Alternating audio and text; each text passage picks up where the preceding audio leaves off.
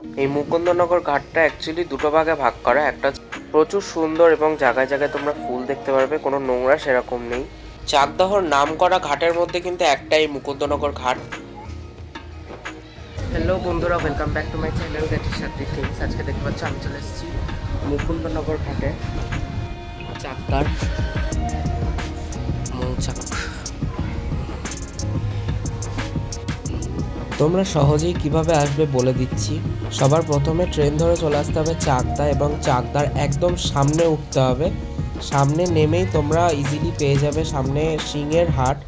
চাকদার one of the most famous tourist spot যদি বলতে পারি তাহলে এইটা মুকুন্দনগর গঙ্গা ঘাট। সিংহের হাট থেকে তোমরা টোটো বা একটু এগিয়ে কারোর কাছ থেকে জিজ্ঞাসা করে অটো স্ট্যান্ডে গিয়ে অটো ধরলেও ইজিলি কিন্তু এই মুকুন্দনগর ঘাটে চলে আসতে পারবে। পার হেড কিন্তু 30 টাকা তোমরা ধরেই রাখো, 30 টাকার একটু বেশি হতেই পারে, নামবে না। কেমন কি লাগলো ভিডিওটা অবশ্যই কমেন্টে লিখে জানাবে। দেখা হচ্ছে পরবর্তী ভিডিওতে, ততক্ষণের জন্য টাটা। দেখতে থাকো, সঙ্গে থাকো আমার চ্যানেল সাত্রিক থিংস।